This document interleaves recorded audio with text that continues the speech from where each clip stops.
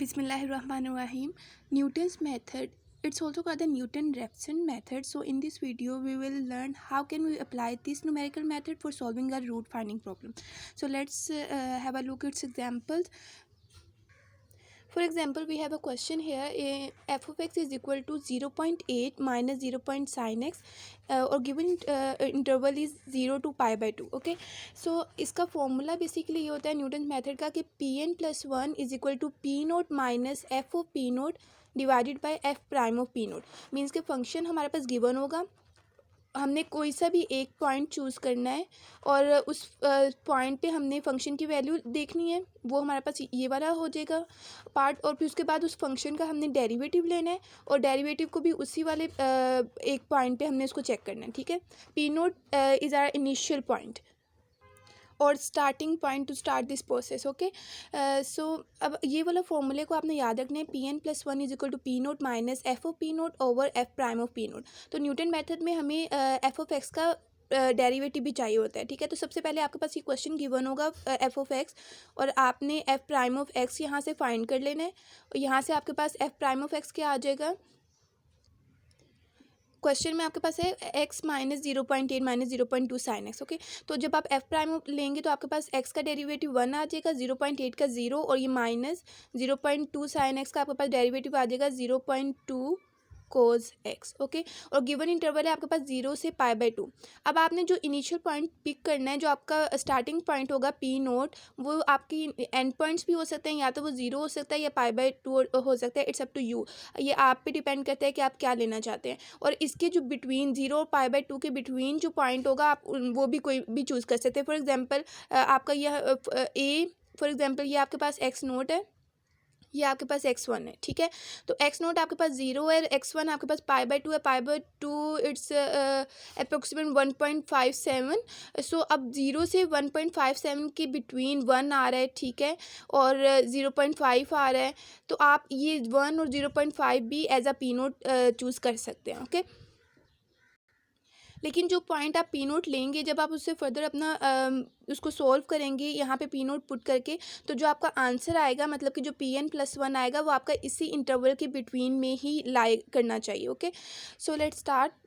अब हमने क्या करना है, सबसे पहले आपने दो कॉलम्स इसमें बनाने हैं। आपने सबसे पहले तो लेट पी नोट मैं चूज़ करती हूँ इसका and point he which is 0, और आपने दो कॉलम बनाने हैं, एक एन बना लो और एक P N.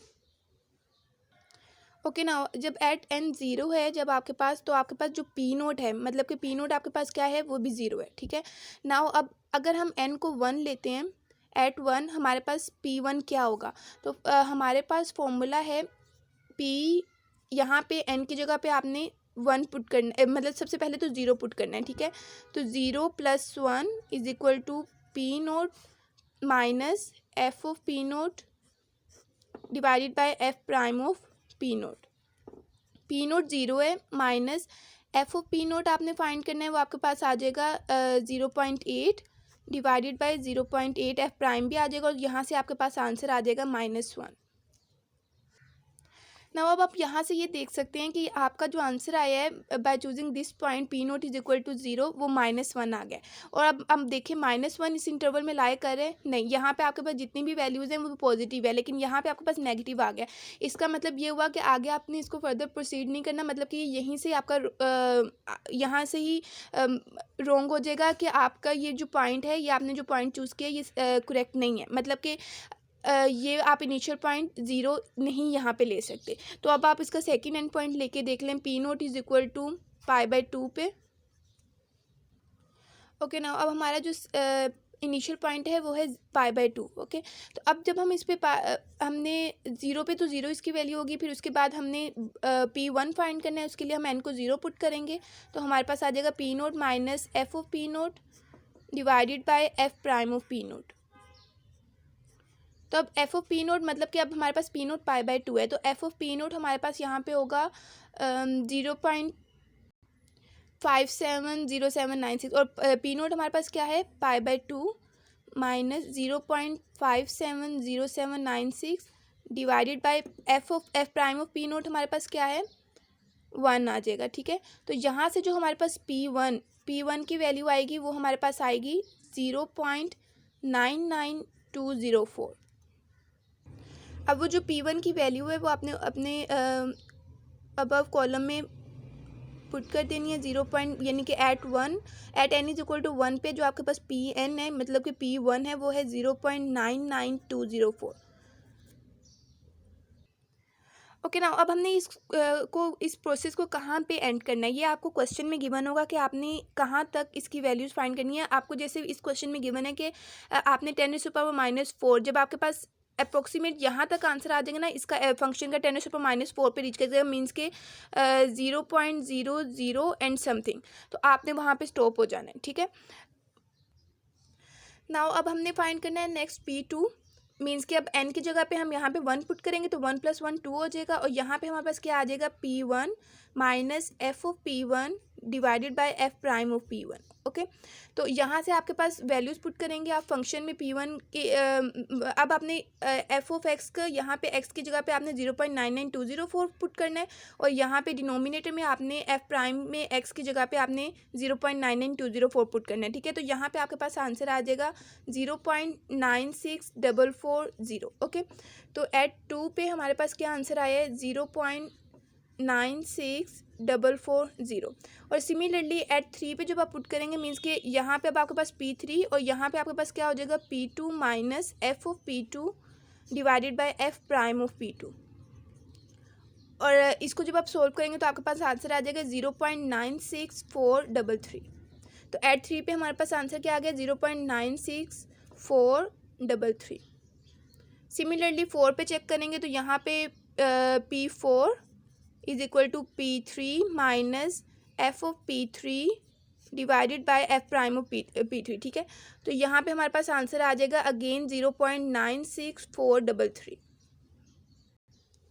And now again अगर आप 5 पे भी पुट करेंगे P5 फाइंड करेंगे तब भी आपके पास 0.96433 ही आएगा। ठीक है, मीन्स कि ये repetition of these values will start. Okay, अब यहाँ पे एक और चीज़, जब हमने पॉइंट 0 लिया था तब तो हमारे पास 0 पे 0 था, लेकिन अब जब हमने पॉइंट इनिशियल पॉइंट अपना π/2 कंसीडर किया तो हमारे पास n एट 0 हमारे पास 0 नहीं रहेगा, फिर हमारे पास π/2 हो जाएगा। ठीक है, अब देखें, अब हमने फाइंड करना था 10⁻⁻4 तक इसके अप्रोक्सीमेट वैल्यू ना। ओके, एक्यूरेट वैल्यू, तो अब मतलब इसको हम टॉलरेंस कहते हैं। अगर टॉलरेंस यहाँ पे 10⁻⁻4 तक रीच कर गई तो इट्स मीन कि हमने वहाँ पे अपने प्रोसेस को स्टॉप कर देना है। तो यहाँ पे हमने एक और कॉलम बनाना होता है, उसको हम बोलते हैं f ऑफ Pn, मीन्स के जो हमारा एक्चुअल फंक्शन है जो हमें क्वेश्चन में गिवन था उस पर हमने Pn की वैल्यू फाइंड करनी होती है, फिर हमारे पास आंसर आ जाता है। ठीक है, मीन्स कि आप यहाँ पे π/2 पुट करके देखेंगे, वो आंसर जो आएगा वो आपने यहाँ पे लिख लेना है। यहाँ पे आप आंसर अब यहाँ पे आपने x की जगह पे 0.99204 पुट करना है, तो जो भी आंसर आएगा वो आप यहाँ पे लिख लेंगे, और सिमिलरली ऐसे, और फिर यहाँ पे आपके पास आ जाएगा 0.00 एंड समथिंग, और फिर यहाँ पे भी 0.00 समथिंग। तो आपने यहाँ पे देखें, यहाँ पे ये 10⁻⁻4 की टॉलरेंस यहाँ पे रीच कर देती है, तो इट्स मीन कि यहाँ पे आपने स्टॉप कर देना है। लेकिन अगर आप f ऑफ Pn का कॉलम नहीं बनाना चाहते, ये एडिशनल है, तो अगर आप और यहाँ से भी Pn वाले कॉलम से भी आप बता सकते हैं कि आपका आंसर कहाँ पे आ जाता है और कहाँ पे आपने स्टॉप करना है। वो कैसे, मतलब कि अब एट पॉइंट 3 पे आप देखें, P3 पे आपके पास 0.96443 आ रहा है, और उसके बाद आपके पास यही वाली वैल्यू रिपीट होना स्टार्ट हो गई है। ठीक है, और ये रिपीट हो रही है 1 2 3 4 5 अप टू 5 डेसिमल ये रिपीट हो रही है, और हमें कहाँ तक चाहिए था, हमें 4 तक चाहिए था। अगर तो आपकी वैल्यू 4 डेसिमल तक रिपीट होना स्टार्ट हो जाती है तो वहाँ पर आपने स्टॉप कर देना है। ठीक है, और तो इट्स मीन कि एट P3 पे आपके पास आंसर आ जाएगा which is 0.96433। Okay, so that's it, ये न्यूटन मेथड था।